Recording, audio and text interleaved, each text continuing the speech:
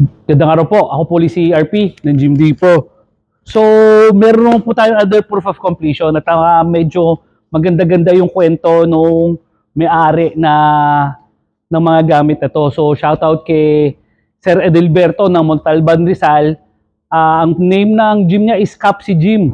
So, kung taga Montalban kayo o malapit sa Montalban, check out nyo itong gym ni Sir Edelberto. So, si Sir Edelberto kasi, maganda yung kwento niya. Hindi ko kasi napapansin noon na madalas na pala siya nagko-comment sa YouTube natin. So, ang lagi niyang comment, balang araw sir, magkakaroon din ako ng gym. Gusto ko sir magkaroon ng gym. So, pag-iipunan ko sir. Tapos ngayon, nung niretrace ko yung mga comments niya, nakita ko nga as far as last year or 2 years ago, nagko-comment na siya. So, nakakatuwa kasi na, alam niyo yun, yung nagsimula sa mindset, nagsimula sa desire, na gusto niya magkaroon ng sariling gym. Tapos, mula sa desire na yun, gumawa siya ng hakbang. So, nag-ipon siya, gumawa siya ng paraan para makapag-raise ng funds, para makagawa ng sarili niyang gym. At ito na nga, fast forward tayo ngayon, ito na, magdi-deliver na tayo sa kanya. So, nakakatuwa kasi na nakikita ko yung sarili ko eh. Itong mga gamit na in-order niya is basically parang parehong-pareho do sa size nung unang-una kong gym. So, ganun din ako nagsimula noon na nangarap, nag-desire ako na magkaroon ng sariling gym. Although, nung una, wala talaga akong pera pa. As in, wala pang pera. Ako nga, maswerte na nga to sila Sir Edelberto kasi yung unang-una niyang gamit, unang-una niyang gym equipment, panalo na. Kasi ako hindi eh. Una kong gamit, wala akong mga dumbbells. Kasi hindi ko kaya, wala akong dumbbell rack. Tapos naloko pa ako nung fabricator ko way back 2008.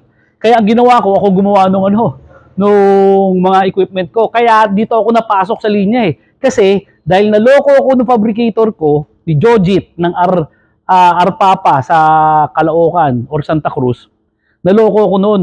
So, pero instead na ma-down ako doon, is yun yung nagpursige sa akin na maituloy yung gym ko at ako yung gumawa ng sarili kong gamit. Kaso nga lang, yung unang-una kong gamit, ang laki-laki talagang diferensya ngayon.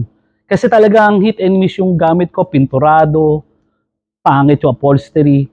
Pero ngayon, si Sir Edelberto na nangarap magkaroon ng sariling gym, ngayon, yung unang-una niyang gym equipment, panalo na to. Actually, sa mga upgrades na ginawa natin sa mga equipment, hindi naman sa pagmamayabang, may mga nakapansinan na foreigner na akala nila imported yung gamit natin. So, nagpapasalamat tayo doon. Nagpapasalamat tayo sa kagaya ni Sir Edelberto na hindi nawalan ng tiwala sa atin. So, shoutout din kay Sir Edgar. Member siya ng PNP. So, nanonood din si Sir Edgar. Hindi ko lang alam kung pwede ko siyang mabanggit kung saan siya assign, pero yun na lang. Si Sir Edgar ng Silang Cavite, pero hindi siya sa Silang Cavite naka-assign. So, shout out. So, isa rin sa mga nanonood si Sir Edgar. At natutuwa ako na isa siya doon sa mga nai-inspire natin na na mga tao na makapagbuo ng isang gym business. Kasi, di ko alam kung nabanggit ko dati. Dati, nag-member ako ng isang committee dito sa Cavite province na nagbibigay ng seminar sa mga pulis. Kasi, para yung mga pulis magkaroon ng additional na income na makakapagdagdag doon sa sweldo nila. So, isa yung gym business na maganda itayo kasi hindi ito makakaagaw sa atensyon ng or oras ng mga kapatid natin na pulis. So, ito, bagay na bagay ito sa mga kapatid natin na men in uniform na gusto magkaroon additional na kita na hindi maapektuhan yung trabaho. So anyway, i-proof of completion natin yung kay Sir Edelberto. So nagpa-customize siya ng kulay blue na upholstery, preacher curl, selectorized shoulder press. Ito ang maganda kasi dito is hindi ka na maglalagay ng plato tapos hindi ka na napila kasi pwedeng sabay-sabay gumamit dito, ililipat lang yung pin. So ito yun. Reverse flies with pec tech. So basic na basic to para sa mga gym. Pwede ito sa rear delts at saka sa pec flies. Tapos ito, syempre, hindi mawawala yung super rack at saka Smith machine natin. Kasi yung super rack, malaki ang kakaining space nito, pero 6 na tao sabay-sabay. Tapos over 50 exercises. So, yung kakaining space ito, tipid na tipid ka, Lalo na kung iisa-isahin mo pa yung mga equipment na kaya niyang gawin. Kasi ito, pwedeng sabay-sabay na mag-lat pull down, mag-crossover, mag-squat rack, mag-crossover, mag-smith machine, at rowing. Pero, kinostomize natin yung kay Sir Edilberto kasi yung kay Sir Edilberto is adjustable po yung kanyang crossover.